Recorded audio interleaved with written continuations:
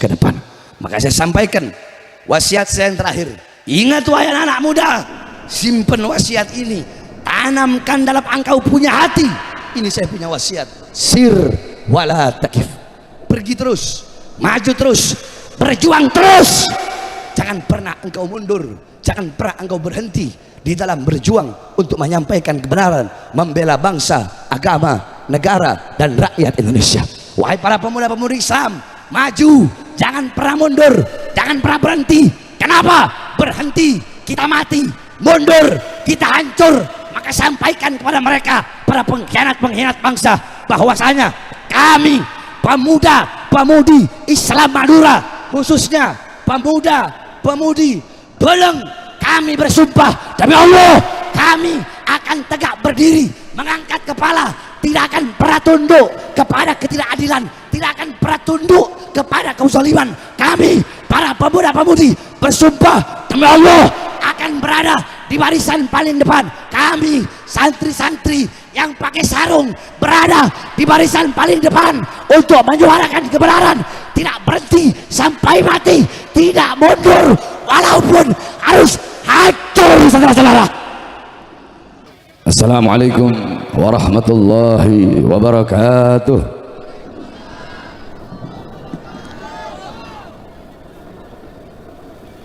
Alhamdulillah,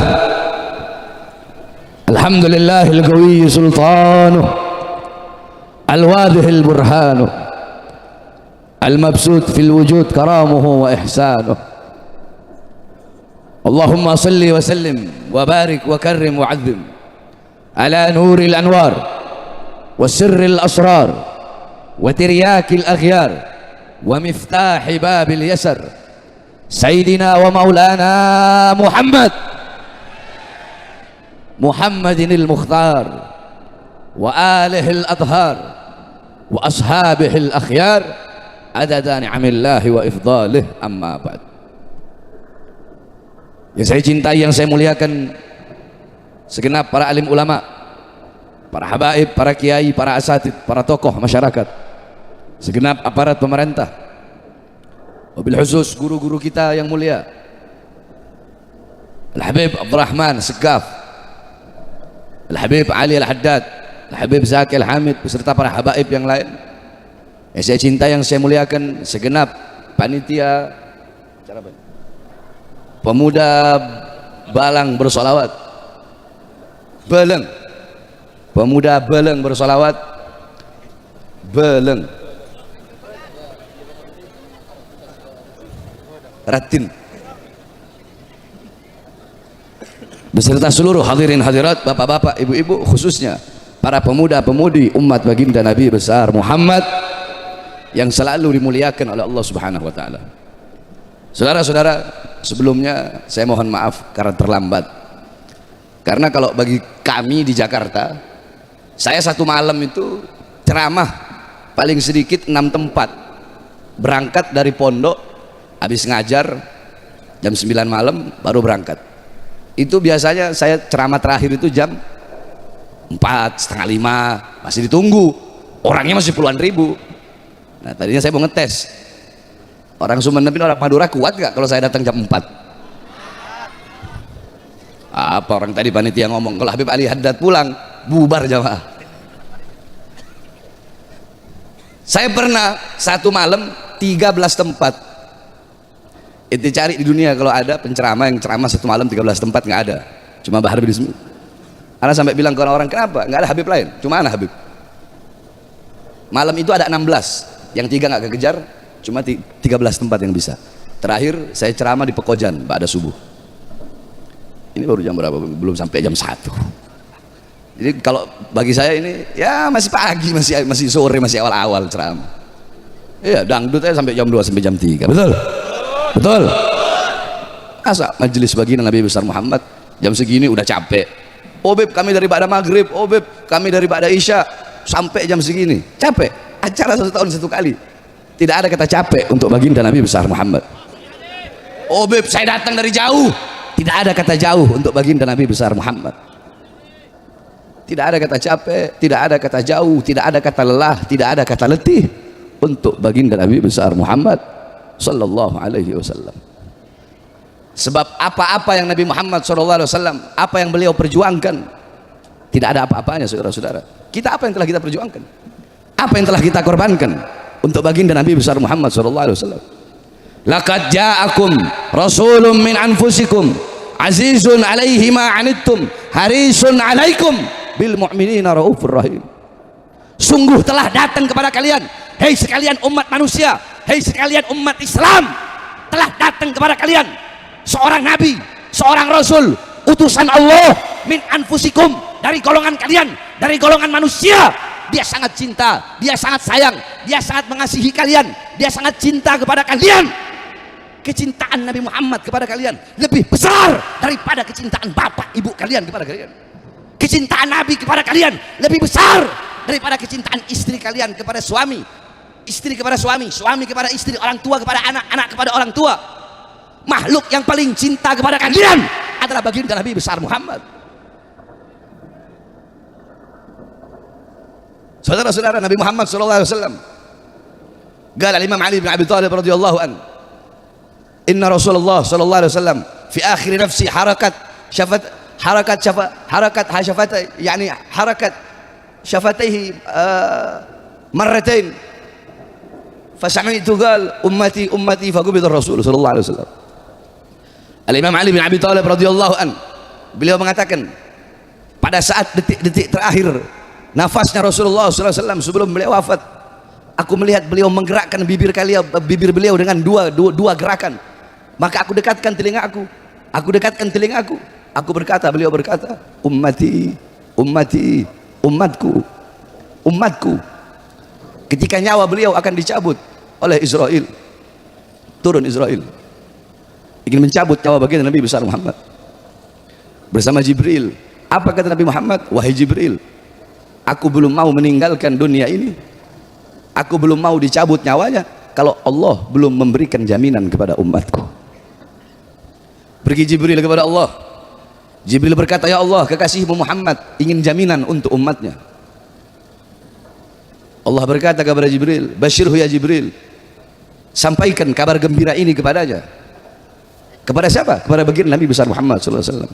Innahu awwalu nasin kharijun min al-ardi idza bu'isu wa sayyiduhum idza jami'u fa innal jannah muharramatun 'alal umam qabla an tadkhuluha ummatuh.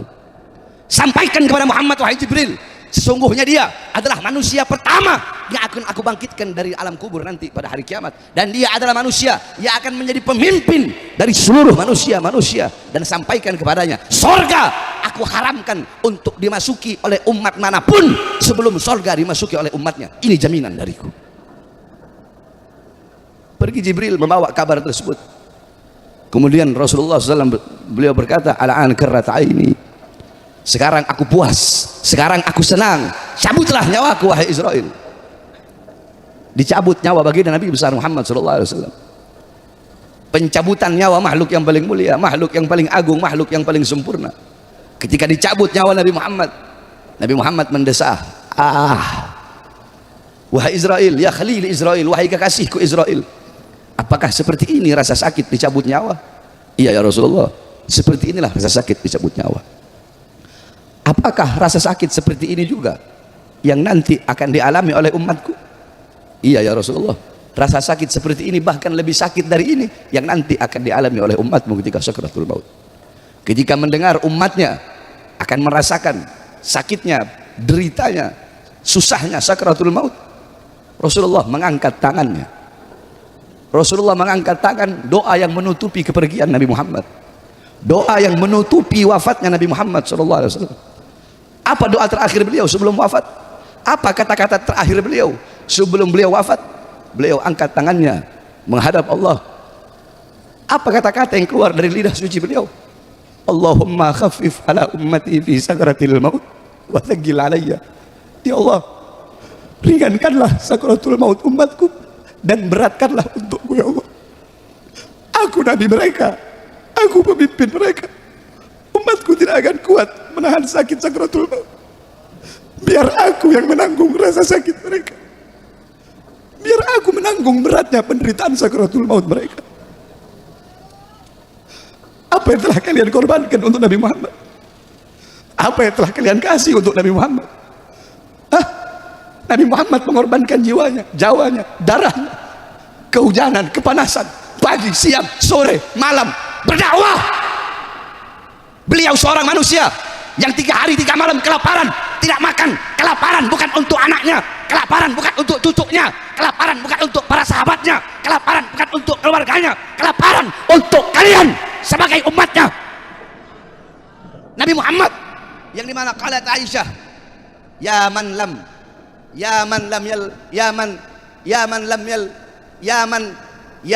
lam yanam fi firashil wathir. Wahai seorang manusia yang tidak pernah tidur di atas kasur yang empuk.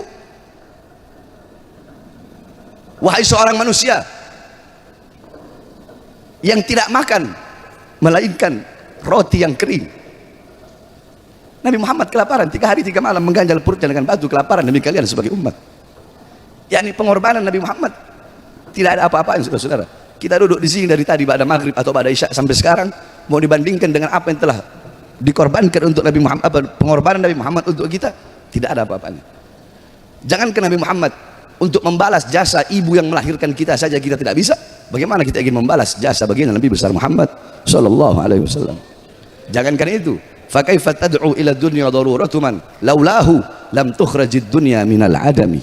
Kalau bukan karena Nabi, dunia tidak akan pernah dikeluarkan dari ketiadaannya. Yakni seluruh alam semesta ini ada berkat baginda Nabi besar Muhammad sallallahu alaihi wasallam. Oleh karenanya, sekali lagi saya katakan, tidak ada kata jauh untuk Nabi Muhammad, tidak ada kata capek untuk Nabi Muhammad, tidak ada kata larut malam untuk baginda Nabi besar Muhammad sallallahu alaihi wasallam. Saudara-saudara sekalian yang dimuliakan oleh Allah Subhanahu wa taala. Itu yang pertama, ingat, tidak ada kata capek, tidak ada kata jauh, tidak ada kata lelah, tidak ada kata letih untuk baginda Nabi besar Muhammad. Yang kedua, kita duduk di sini, yakni para pemuda-pemudi, saudara-saudara sekalian yang dimuliakan oleh Allah Subhanahu wa taala. Kebangkitan Islam waktu awal-awal dakwahnya Rasulullah SAW tidak bisa dinafikan bahwasanya Rasulullah berhasil membawa Islam, Rasulullah berhasil menegakkan Islam. Itu tidak terlepas daripada turut andilnya para pemuda-pemuda dan para pemudi-pemudi. Yakni Islam berkembang, yakni Islam tegak, Islam tersebar ke seluruh penjuru, itu ada turut andilnya para pemuda-pemudi. Sebab kenapa? Sebagaimana yang semua kita tahu, bahwasana syubbanul yum rijalul ghad.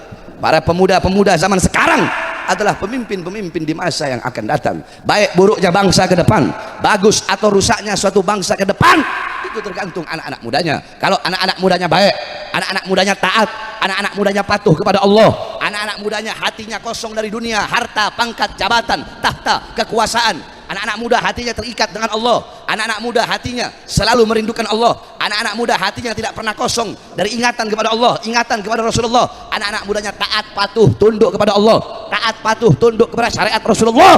Besok bangsa kita bakal jadi bangsa yang baik.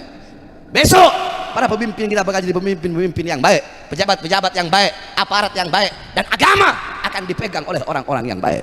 Tetapi jikalau para anak-anak mudanya rusak, anak-anak mudanya tidak kenal Allah, anak-anak muda buta Allah, buta Rasulullah, buta Al-Quran, anak-anak mudanya buta Islam, buta iman, anak-anak mudanya menjadikan orang-orang kafir sebagai uswahnya, gutwahnya, teladannya, pedomannya. Anak-anak muda tidak kenal Islam, tidak kenal iman, tidak kenal ulama, tidak kenal para ustadz, tidak kenal para kiai, tidak kenal para habaib, tidak kenal majelis ilmu, tidak kenal majelis sholawat, tidak kenal majelis taklim. Besok bangsa kita bakal rusak, negara bakal rusak, pejabatnya bakal jadi pejabat rusak, aparatnya bakal jadi aparat yang rusak, dan agama akan dipegang oleh orang-orang yang rusak. Jadi tergantung kalian besok. Makanya saya lebih mendahulukan anak-anak muda daripada yang syuyukh, daripada orang-orang yang tua.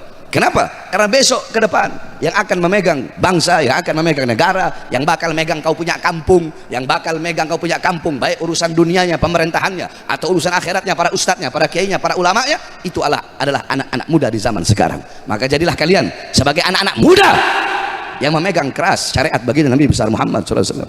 Anak-anak muda yang bisa membanggakan Nabi Muhammad, anak-anak muda yang bisa membahagiakan Nabi Muhammad, anak-anak muda yang bisa membuat Nabi Muhammad SAW tersenyum.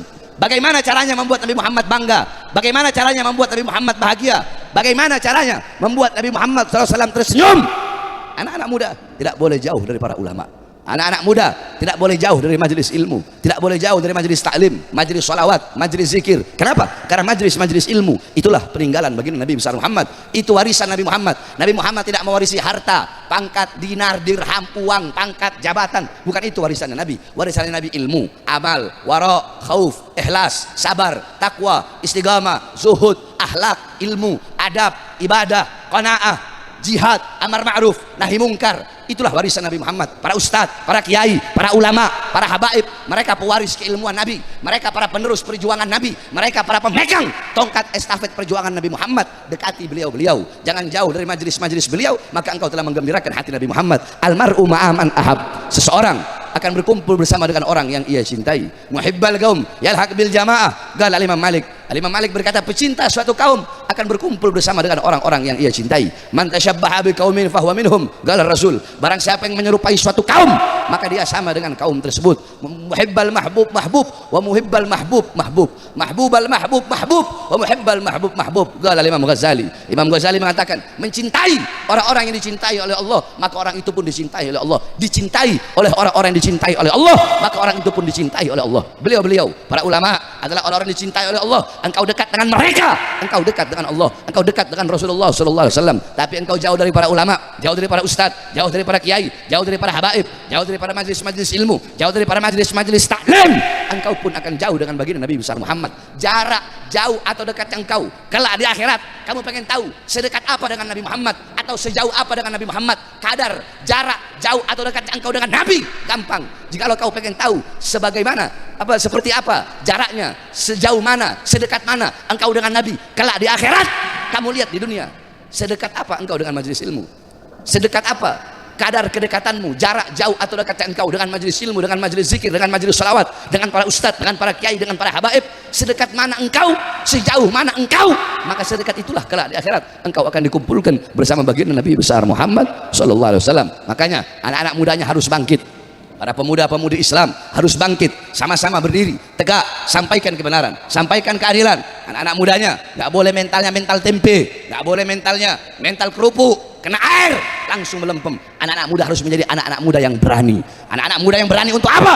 Berani menyampaikan kebenaran, berani menyampaikan keadilan. Saudara-saudara sekalian yang dimuliakan oleh Allah Subhanahu wa taala, Islam tidak butuh kepada 1000 anak muda yang tidak punya kecemburuan, yang tidak punya rasa cemburu, tidak punya rasa marah ketika bangsanya dihina, rakyatnya dihina, agamanya dihina. Islam tidak butuh kepada 1000 pemuda yang tidak punya rasa kepedulian, tidak punya rasa kecemburuan, tidak punya rasa cinta kepada agama, bangsa dan negaranya. Islam tidak butuh kepada 1000 pemuda seperti itu. Tetapi Islam lebih butuh satu anak muda yang memegang kuat syariat Islam, memegang kuat agama, walaupun sepanas bara, walaupun seluruh alam membencinya, dia sampaikan kebenaran, dia lawan kebatilan. Mau orang hina dia, mau orang caci dia, mau orang maki dia, mau dia keluar masuk penjara, mau dia dibunuh sekalipun, tetapi untuk menyampaikan kebenaran, untuk menyampaikan keadilan, Islam lebih butuh kepada satu anak muda yang seperti itu, saudara-saudara. Maka kalian, anak-anak muda yang ada di sini, yang hadir pada malam hari ini, khususnya umumnya seluruh para pemuda-pemudi Islam Madura, jadilah kalian pemuda-pemudi Islam yang selalu menyampaikan kebenaran, bela kaum-kaum yang lemah, bela kaum-kaum yang kelaparan, bela rakyat yang menderita, bela rakyat yang tidak mendapatkan keadilan. Jangan pernah engkau takut dengan siapapun. Tanamkan dalam hatimu rasa takut kepada Allah, maka akan Allah tanamkan dalam hatimu rasa tidak takut kepada siapapun. Tetapi jikalau engkau berani kepada Allah, maka akan Allah tanamkan dalam hatimu rasa takut kepada seluruh manusia. Sampaikan kebenaran, lau matalaim, walaupun seluruh alam, seluruh dunia harus memusuhimu, sampaikan itu kebenaran walaupun lidahmu harus dipotong. Saudara-saudara, saya 11 kali keluar masuk penjara. Kenapa? Saya perampok. Saya tanya, saya keluar masuk penjara, apakah saya merampok uang rakyat? Jawab yang kalian, saya rampok uang rakyat. Saya penjahat, saya pembunuh, saya bandar narkoba. Tidak, saudara-saudara. Kenapa saya keluar masuk penjara? Karena saya menyampaikan kebenaran, menyampaikan keadilan. Yang saya bela rakyat yang susah, rakyat yang kelaparan, rakyat yang menderita. Maka bagi saya, demi Allah, untuk rakyat, untuk bangsa, untuk Indonesia, jangankan hanya di penjara, nyawa saya, jiwa saya, darah saya murah harganya untuk tumpah, saudara. Sekarang saya tanya, saya baru keluar, siang keluar, besok malam udah ditahan lagi, dibawa ke Nusa Kambangan. Kenapa? Karena ceramah saya katanya provokasi, ceramah saya katanya meresahkan. Pertanyaannya, apa isi ceramah saya yang katanya meresahkan, yang katanya provokasi, sehingga saya dibawa ke Nusa Kambangan, diborgol kedua tangan saya, diborgol perut saya, diborgol kaki saya, tangan diborgol, dari borgol tangan nyambung ke borgol perut, dari borgol perut nyambung ke borgol kaki, dibikin seperti penjahat besar. Apa isi ceramah saya? Ketika itu saya bebas tahun 2021, saya keluar baru bebas siang. Saya udah firasat, ini kalau saya ceramah pasti kalau nggak malam ini atau nggak besok pasti saya bakal ditahan lagi. Tapi saya telan itu semua, saya ambil resiko itu. Apa isi ceramah saya? Waktu itu lagi gencar-gencarnya PSBB, lagi ketat-ketatnya, lagi corona, lagi ketat-ketatnya lagi itu. Ketika itu saya ceramah. Apa isi ceramah saya? Saya bilang, wahai presiden, wahai presiden, wahai para pejabat, wahai para aparat, rakyat, masyarakat, kalian kurung dalam rumah, tidak boleh keluar. Sedangkan tidak kalian beri kebutuhan pokoknya, tidak kalian beri makannya, tidak kalian beri minumnya. Kalian mau mati rakyat, kalian mau bunuh rakyat, atau mau menghidupkan rakyat? Itu ceramah satu, itu dibilang provokasi. Yang kedua saya bilang, wahai pejabat, wahai aparat, mal-mal, perusahaan-perusahaan milik asing tetap buka di masa corona. Kenapa warung-warung kecil, toko-toko kecil milik rakyat, milik pribumi Indonesia, kenapa kalian paksa untuk tutup? Wahai pejabat, wahai aparat, di tengah-tengah corona berapa banyak pengangguran, berapa banyak para pemuda-pemudi Indonesia, anak-anak muda Indonesia yang tidak punya pekerjaan. Di saat banyaknya anak-anak muda yang pengangguran, di saat banyaknya orang-orang yang kehilangan pekerjaan, malah tenaga kerja kalian kirim dari Cina ke daerah Polewali Mandar, Sulawesi sana. Saudara-saudara, saya tanya, itu ceramah provokasi atau bukan? Provokasi. Itu provokasi. Provokasi atau pembelaan? Ayo, di sini semua masyarakat jawab, itu provokasi atau pembelaan? Apakah saya bela diri saya? Siapa yang saya bela? Siapa yang saya bela? Siapa yang saya bela? Yang saya bela rakyat, yang saya bela masyarakat. Tapi ceramah itu dibilang provokasi. Itu yang bikin saya masuk lagi, ditahan lagi, dibawa ke Nusa Kambangan saya. Karena saya membela rakyat, rakyat yang susah, rakyat yang kecil. Terus kalian pikir saya kapok? Tidak ada kata kapok bagi saya, saudara-saudara. Tidak ada kata kapok. Makanya kalian para pemuda-pemuda Islam, jangan kalian takut. Orang-orang yang bersama Allah, pasti Allah berikan kemenangan. Tidak akan Allah berikan kekalahan, saudara-saudara. Nggak ada namanya orang bawa kebenaran, orang nyampaikan kebenaran itu kalah. Nggak ada cerita. Kalian ingat terakhir, waktu saya kemarin diwawancara oleh TV One. TV One wawancara saya dan berkata, Habib, seberapa yakin Habib kalau Panji Gumilang bakal ditahan? Seberapa yakin Habib bahwa pemimpin Ponpes Az-Zaitun Panji Gumilang bakal ditahan? Habib seberapa yakin? Saya cuma jawab, haha, kami bersama Allah, maka pasti Allah akan memberikan kemenangan kepada kami. Sebesar apapun kekuatan mereka, sebesar apapun pelindungnya mereka, penjaga mereka, kami punya Allah yang maha besar, kami punya Allah yang maha perkasa, kami punya Allah yang maha kuat. Maka orang-orang yang bersama Allah pasti akan Allah berikan kemenangan. Akhirnya apa, saudara-saudara? Allah berikan kemenangan. Benar, Panji Gumilang ditangkap, Panji Gumilang ditahan. Itu pun sesudah kami mengeluarkan pernyataan, itu pun sesudah saya mengambil sikap. Apa yang saya sampaikan? Saya sampaikan, hei polisi, kalau sampai Panji Gumilang tidak ditahan, tidak kalian tangkap, demi Allah, saya Bara bin Smith akan saya ajak umat Islam Jakarta, Jawa Barat, Banten datang ke Indramayu dan akan kami ratakan Az-Zaitun dengan tanah, saudara. Ketika kami sampaikan hal tersebut, alhamdulillah, beberapa saat ketika Panji Gumilang diperiksa, dari saksi menjadi tersangka, dari tersangka langsung ditahan. Walaupun nggak adil. Nggak adilnya bagaimana? Habib Rizik panggilan pertama diperiksa, ditahan saat itu juga, sama seperti saya. Panggilan pertama dari saksi langsung menjadi tersangka, dari tersangka langsung ditahan pada hari itu juga. Ketika saya masuk ke dalam sel saya, anak-anak bilang, Beb, kamarnya Habib udah dicek dari 1 minggu yang lalu. Oh, berarti udah direncanain dari 1 minggu yang lalu saya pasti ditahan. Makanya saya juga udah tahu bakal ditahan. Saya datang bawa cover, saudara-saudara. Nah, saudara-saudara sekalian yang dimuliakan oleh Allah Subhanahu wa taala, kebenaran milik Allah, maka Allah Subhanahu wa taala tidak akan membiarkan sesuatu yang menjadi miliknya itu kalah. Tidak, Allah Subhanahu wa taala tidak akan pernah membiarkan itu.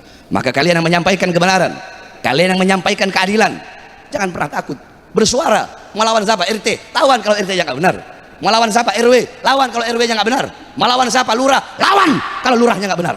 Melawan siapa? Camat, lawan kalau camatnya nggak benar. Melawan siapa? Bupati, lawan kalau bupatinya nggak benar. Melawan siapa? Wali kota, lawan kalau wali kotanya nggak benar. Melawan siapa? Gubernur, lawan kalau gubernurnya nggak benar. Melawan siapa? Menteri, lawan kalau menterinya nggak benar. Melawan siapa? Presiden, lawan kalau presidennya nggak benar. Siapapun kalau mereka nggak benar, lawan, saudara-saudara. Kenapa? Karena kita adalah rakyat, kita adalah masyarakat. Saudara-saudara, Indonesia bukan milik partai manapun. Indonesia bukan milik pejabat manapun, bukan milik partai manapun, bukan milik rezim manapun. Indonesia bukan miliknya PDI. Indonesia bukan miliknya Demokrat. Indonesia bukan miliknya Gerindra. Indonesia bukan milik P3, bukan milik PKB, bukan milik PKS. Indonesia bukan miliknya Golkar, tetapi Indonesia adalah milik kita bersama, bangsa, masyarakat, dan rakyat Indonesia. Maka kita sebagai rakyat jangan pernah takut. Saya tanya, mereka para pejabat-pejabat, uang mereka dari siapa? Dari siapa? Jawab yang keras, dari siapa? Mobil dinas mereka dari siapa? Mobil dinas mereka dari siapa? Gaji mereka dari siapa? Rumah dinas mereka dari siapa? Dari kita, rakyat, keringat rakyat, darah rakyat. Maka kalian para pejabat jangan semena-mena dengan kami rakyat. Kalian harus berbakti kepada kami, bangsa dan rakyat Indonesia, saudara-saudara. Saya tanya, coba ayo anak-anak mudanya, kalau RT, RW, lurah, camat sampai presiden nggak bener mengeluarkan kebijakan-kebijakan, contoh nggak usah jauh-jauh, lurah di sini aja, kalian pergi tanya, weh lurah, kenapa itu jalan dari ujung sana sampai sini rusak, kenapa dibiarkan? Hah? Kenapa dibiarkan? Mana lurahnya? Mana camatnya? Mana uang untuk pembangunan jalan itu? Bangun itu jalan.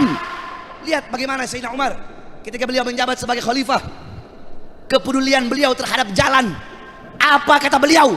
Celaka Umar. Umar celaka. Andaikan ada seekor keledai yang terjatuh karena satu buah batu yang rusak di tengah jalan, celakalah Umar. Ini tadi saya dari sana kemari lagi tidur enak-enak, kebangun terus. Kenapa? Jalannya begini-begini. Dia remah lurah dia. Gimana lurahnya? Hah? Telebun. Sampaikan sama lurah, Pak lurah, bikin itu jalan. Mana lurahnya, mana camatnya, mana bupatinya? Kalian jangan makan gaji buta, goblok. Betul. Kalian itu harus melayani rakyat, harus melayani masyarakat. Saya lihat di Madura orang bunuh-bunuhan hanya gara-gara lurah, bunuh-bunuhan hanya gara-gara pemilihan kepala desa.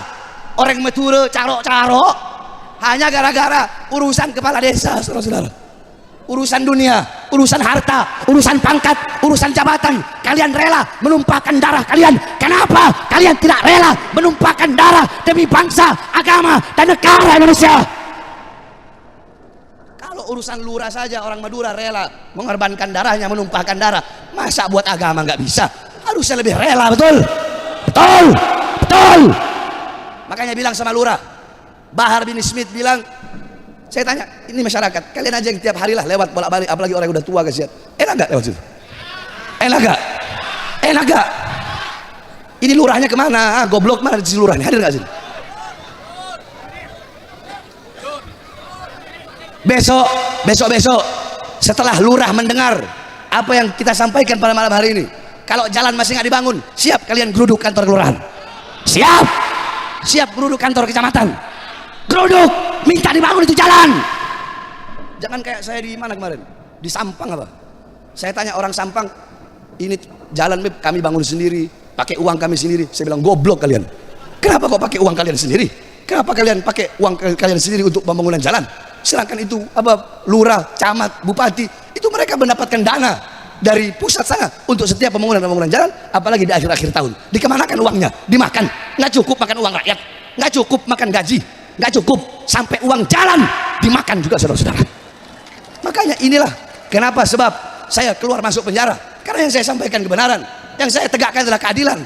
Di Indonesia ini susah, saudara-saudara, katanya negara demokrasi, tetapi ketika seseorang mengkritik, ketika seseorang bersuara untuk mengkritik, yang dimana kritik tersebut, yang dimana pernyataan tersebut adalah untuk melawan kebijakan-kebijakan yang kebijakan itu menyengsarakan rakyat, yang kebijakan-kebijakan itu dibuat untuk menyengsarakan rakyat, kebijakan-kebijakan yang tidak menguntungkan rakyat, kebijakan-kebijakan yang menguntungkan asing, itu yang kita lawan. Tapi kita yang melawan, malah kita yang berusaha untuk ditutup mulutnya, dibungkam, dipenjarakan. Bagaimana caranya?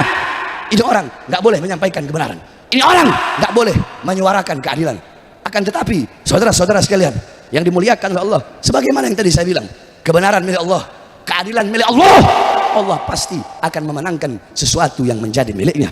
Oleh karenanya besok 17 Agustus saudara-saudara, kita Ahlus Sunnah wal Jamaah, betul, kita Aswaja, betul, mazhab Syafi'i, betul, akidah Asy'ari Maturidi, betul, Zahir Ghazali, batin ada yang Syadili, ada yang Jailani dan macam-macam. Kita Ahlus Sunnah wal Jamaah. Saudara-saudara, Ahlus Sunnah wal Jamaah adalah ajaran yang mengajarkan cinta kepada tanah air, betul, hubbul watan minal iman, cinta tanah air adalah bagian daripada iman, betul. Berarti la imana, tidak ada keimanan bagi tidak sempurna imannya orang yang tidak memiliki kecintaan kepada bangsanya dan kepada negaranya. Di sini kita bangsa Indonesia, negara kita yang kita cintai adalah negara kesatuan Republik Indonesia. Besok 17 Agustus adalah kemerdekaan kita yang ke-78. Saudara-saudara, memang betul pada dasarnya Indonesia telah merdeka dari Jepang, Indonesia telah merdeka dari Belanda, Indonesia telah merdeka dari penjajah asing. Tetapi Indonesia belum merdeka dari ketidakadilan, betul.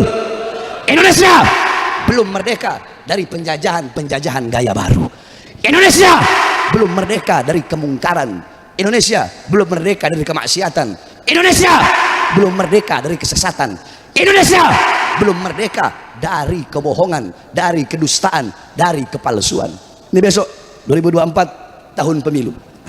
Kau lihat itu di tahun pemilu, yang nggak pernah pakai peci, yang nggak pernah hadir majelis taklim, hadir majelis taklim. Mak Banteng yang nggak pakai jilbab, tahu pakai jilbab. Mak Banteng, tahu Mak Banteng? Siapa Mak Banteng? Siapa? Oh, cinta kalian ya, makanya kalian tahu Mak Banteng. Loh, kok Habib manggilnya Mak Banteng tuh? Itu penghinaan. Penghinaan dari mana? Saya tahun 2017 pernah dilaporkan. Dilaporkan kenapa? Dilaporkan karena menghina Megawati katanya. Katanya saya ngomong Mak Banteng. Dan saya ngomong waktu itu PDI sarang PKI. Diperiksa ya, cuma nggak ditahan. Ketika diperiksa, penyidik nanya, apakah benar Habib dalam ceramah mengatakan Megawati Habib sebut dengan Mak Banteng? Iya betul, benar. Kenapa Habib sebut dia Mak Banteng? Apa alasannya? Apa yang mendasarinya? Kata penyidik, kata polisi.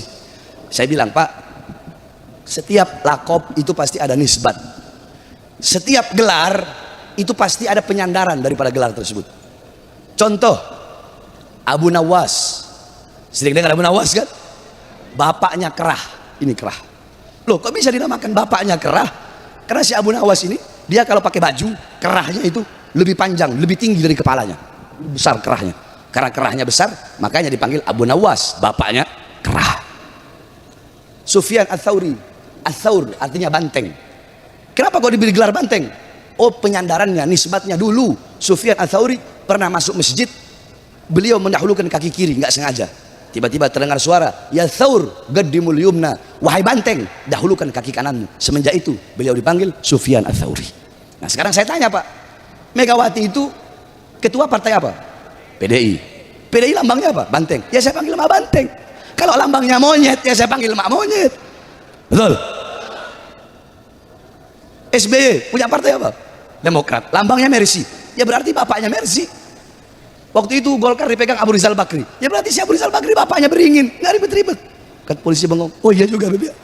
Berarti bener Habib panggil Mak Banteng gitu ya. Iya bener emang saya panggil Mak Banteng. Bener berarti. Iya bener ya. Iya betul juga Beb ya. Makanya saya nggak ditahan selesai. Besok tahun pemilu itu pejabat butuh sama Islam, butuh sama rakyat, butuh sama masyarakat. Kalau ada maunya doang, betul? Bebo jawab betul. Betul. Iya, udah nggak usah jauh-jauh. Coba lihat yang dulu keluar masuk gorong-gorong, keluar tahu-tahu jadi presiden. Ya, naik turun becak, tahu-tahu jadi presiden. Apa kata-kata manis mereka semua? Para pejabat-pejabat yang mau mencalonkan, kami berjanji akan berbuat adil kepada rakyat, mensejahterakan rakyat, memakmurkan rakyat. Tetapi setelah jadi, yang makmur bukan rakyat, yang sejahtera bukan rakyat. Ibu saya tanya, BBM naik gak? Naik gak? Minyak naik gak? Bawang naik gak? Semua kebutuhan pokok naik gak? Mahal gak? Enak? Enak? Yang sejahtera bukan rakyat, yang makmur bukan rakyat, yang sejahtera mereka para pejabat, yang sejahtera mereka para aparat, yang sejahtera mereka partai politik mereka, mereka dengan kekuasaan mereka, yang sejahtera pihak-pihak asing. Kita rakyat Indonesia menjadi budak di negara kita sendiri, saudara. Betul, betul. Makanya dirgahayu Indonesia, dirgahayu NKRI yang ke-78. Kita para pemuda-pemudi Indonesia harus bangkit. Untuk apa? Untuk melawan para pengkhianat-pengkhianat bangsa. Untuk melawan siapapun yang ingin menjual rakyat, menjual bangsa, menjual negara, menjual kekayaan-kekayaan alam Indonesia demi kepentingan perut, partai dan politiknya masing-masing. Saudara-saudara, kita, hanya kita, para pemuda-pemudi Islam, kita adalah harapan bangsa, harapan negara, dan harapan Indonesia ke depan. Maka saya sampaikan wasiat saya yang terakhir. Ingat wahai anak muda, simpen wasiat ini, tanamkan dalam engkau punya hati. Ini saya punya wasiat. Sir wala takif. Pergi terus, maju terus, berjuang terus. Jangan pernah engkau mundur, jangan pernah engkau berhenti di dalam berjuang untuk menyampaikan kebenaran, membela bangsa, agama, negara, dan rakyat Indonesia. Wahai para pemuda-pemudi Islam, maju, jangan pernah mundur, jangan pernah berhenti. Kenapa? Berhenti, kita mati.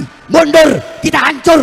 Maka sampaikan kepada mereka, para pengkhianat-pengkhianat bangsa, bahwasanya kami pemuda-pemudi Islam Madura, khususnya pemuda-pemudi Beleng, kami bersumpah demi Allah, kami akan tegak berdiri, mengangkat kepala, tidak akan pernah tunduk kepada ketidakadilan, tidak akan pernah tunduk kepada kezaliman. Kami para pemuda-pemudi bersumpah demi Allah akan berada di barisan paling depan. Kami santri-santri yang pakai sarung berada di barisan paling depan untuk menyuarakan kebenaran, tidak berhenti sampai mati, tidak mundur walaupun harus hancur. Saudara-saudara, saya tanya pemuda-pemudi Beleng, siap hancur demi Indonesia, siap binasa demi Indonesia, siap mati demi merah putih?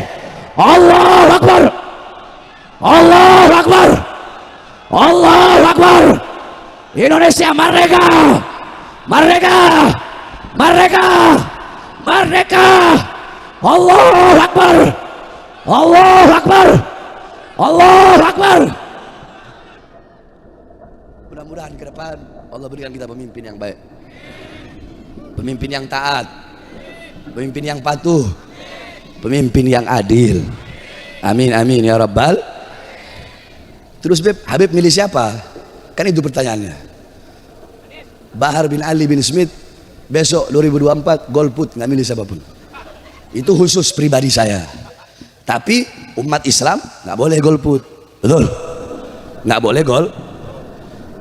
Itu buat saya pribadi. Kenapa? Karena bagi saya yang paling mahal adalah kesetiaan, saudara. Cukup dihianati sama Prabowo kemarin. Jadi udah cukup. Besok 2024 mau malaikat Jibril kayak jadi presiden, andaikan gitu, andaikan nyalon, tetap saya nggak bakal milih. Siapapun yang jadi presiden, saya nggak bakal milih. Tetapi saya menyerukan, kalau ada dua pilihan yang baik, pilih yang paling baik. Ada tiga pilihan, tiga-tiganya baik. Dari tiga itu lihat yang paling baik mana, pilih yang paling baik. Ada empat pilihan, empat-empatnya baik, pilih yang paling baik dari empat tersebut. Paham? Ada dua pilihan atau tiga pilihan atau empat pilihan, dua-duanya, tiga-tiganya, empat-empatnya buruk, kita nggak bisa meninggalkan. Maka pilih yang paling sedikit keburukannya, pilih yang paling ringan keburukannya. Udah paham kalian maksud saya apa? Nggak perlu saya jelaskan karena saya golput. Paham? Paham? Yani idza aradtum an fi'la syai'in faqaddimu thalathata asya'. Kalau kalian ingin melakukan hal apapun, perkara apapun, maka sebelum melakukan perkara tersebut, kata Nabi Adam, dahulukanlah tiga perkara. Salah satunya istasyirul akhyar. Sebelum melakukan suatu perkara, maka bermusyawarahlah dulu dengan akhyar, orang-orang yang baik, orang-orang soleh. Maksudnya apa? Setiap mau melakukan sesuatu, minta nasihatnya, minta petuah, minta arahan, minta petunjuk daripada orang-orang soleh, daripada para asatid, para kiai, para habaib, ulama yang lurus. cari ikut ulama yang lurus, jangan ikut ulama yang belok-belok. Ya, ikuti ulama yang dimana dia ngeluarin uang, dia ngeluarin harta untuk bangsa, untuk negara, untuk pemilihan presiden. Jangan kebalik, ulama yang dapat uang dari si calon presiden, ya udah alamat nggak bener, udah alamat bengkok-bengkok semua nih. Sekali bengkok, kesananya bakal bengkok terus saudara. Jadi kalau mau ikut ulama yang lurus, ikut ulama yang lurus, yang istiqomah, yang lempeng. Nah, yakni petuah-petuah, nasihat, arahan, petunjuk daripada mereka kita ikuti. Paham? Kalau saya pribadi, mohon maaf, saya ini orang setia. Satu kali dikhianati, sudah, nggak ada kata maaf bagi pengkhianat. Itu kalau saya. Makanya mau siapapun besok yang menyalon, saya nggak bakal pilih siapapun. Ya, tapi kalian nggak boleh ikut. Jangan ikut, itu saya pribadi. Wajib bagi kalian untuk memilih. Bagaimana caranya? Ya tadi ada dua pilihan yang baik, nggak bisa pilih dua-duanya. Pilih yang paling baik. Ada 3 atau 4 atau seterusnya. Pokoknya pilih yang paling baik, pilih yang paling soleh, pilih yang paling dekat dengan Allah, pilih yang paling dekat dengan Rasulullah, pilih yang paling tahu Islam, pilih yang paling kenal dengan ajaran Islam, pilih yang dimana dia tidak kenal kasih sayangnya, nggak pilih kasih. Dia memegang semuanya, tidak peduli apapun sukunya, apapun rasnya, apapun agamanya, dia rangkul semuanya. Jikalau Islam, dia rangkul sebagai sesama saudara seagama. Di luar Islam, Kristen, Buddha, Hindu, Katolik, dia rangkul sebagai saudara sesama bangsa dan sesama rakyat dan sesama Indonesia. Seperti itu engkau pilih, maka insya Allah Indonesia bakal dipimpin oleh pemimpin yang adil dan pemimpin yang baik. Mudah-mudahan negara kita menjadi negara yang selalu diberkahi dan dirahmati oleh Allah Subhanahu wa taala. Baldatun thayyibatun wa rabbun ghafur. Amin amin ya rabbal alamin. Bismillahirrahmanirrahim. Allahumma inna nas'aluka khairal as'alah wa khairal du'a wa khairal najah wa khairal hayat wa khairal mamat wa tsabbitna wa tsakkil mawadhana wa haqiq imana wa anta maulana فنصور على القوم الظالمين والفاجرين والفاسقين والكاذبين والمذبذبين ونصور من سلطان الجائرين والأمراء الظالمين فإنك خير الناصرين بسم الله بابنا تبارك حيطاننا ياسين سقفنا كاف هاء عين صاد كفايتنا حاميم عين سين كاف حمايتنا فسيكفيكهم الله وهو السميع العليم وصلى الله على سيدنا محمد وعلى آله وصحبه وسلم والحمد لله رب العالمين بسر الفاتحة.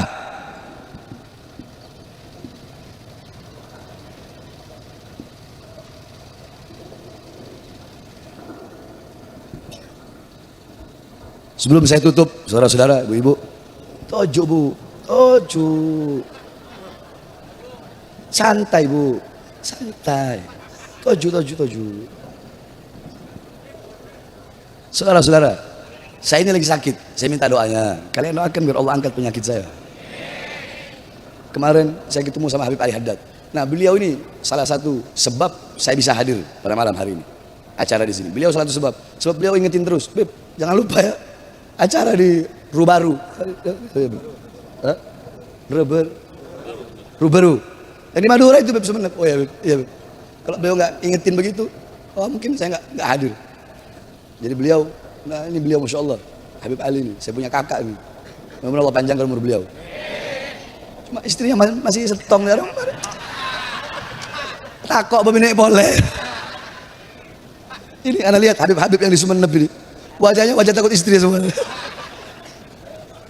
Kasihan, wajah-wajah terzolimi. Tenang Beb, di akhirat itu orang gak bakal diminta pertanggungjawaban sama Allah. Kenapa?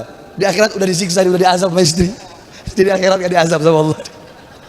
Ketahuan wajah-wajah terzolimi, tersakiti. Ya, jadi sebelum saya tutup, saya ini lagi bikin pondok pesantren. Udah sekitar ada 12-13 tahun lah itu pondok. Saya bangun pondok pesantren saya itu pakai darah, pakai air mata, pakai keringat. Haram jadah sepeser pun saya terima bantuan dari pemerintah. Saya nggak mau. Kenapa? Kalau saya terima akan tertanam dalam hati saya rasa suatu saat ketika pejabat itu berbuat zalim, pasti saya akan mendiamkan kezalimannya. Ada rasa nggak enak untuk menegurnya, betul? Iya. Coba lihat. Kiai, Ustadz, Lora, Habib, itu bupatinya nggak bener. Kenapa kok nggak ditegur? Nggak enak saya mau negur. Kemarin pondok saya dikasih semen 10.000 sak. Kemarin saya dikasih Pajero. Kemarin habis dikasih uang. Banyak nggak seperti itu? Banyak nggak? Banyak. Makanya sebagai ikhtiyat, sebagai kehati-hatian saya nggak mau terima uang dari pemerintah, dari pejabat. Makanya saya kalau ceramah ya sesuka hati saya sesuka congor saya, sesuka lidah saya mau ngomong apapun, nggak terikat dengan apapun, sesuka hati saya. Banyak orang sekarang takut menyuarakan kebenaran, takut menyampaikan keadilan, takut. Kenapa?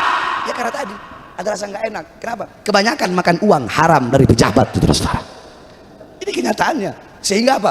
Sehingga menyalah artikan dikit-dikit rahmatan lil alamin, dikit-dikit rahmatan lil alamin. Rahmatan lil alamin dijadikan dalil untuk mendiamkan kezaliman, untuk mendiamkan kemungkaran. Rahmatan lil alamin yang dijadikan dalil, saudara. Bahkan nggak sedikit, banyak habaib yang ngomong apa itu Bahar bin Smith itu. Itu Bahar bin Smith, torigonya bukan torigoh Ba'alawi itu. Dalam hati saya, ente nggak tahu aja. Ente pada maghrib baca ratib haddad, ana pada maghrib baca ratib haddad. Ente pada isya baca ratib atos, ana pada isya baca ratib atos.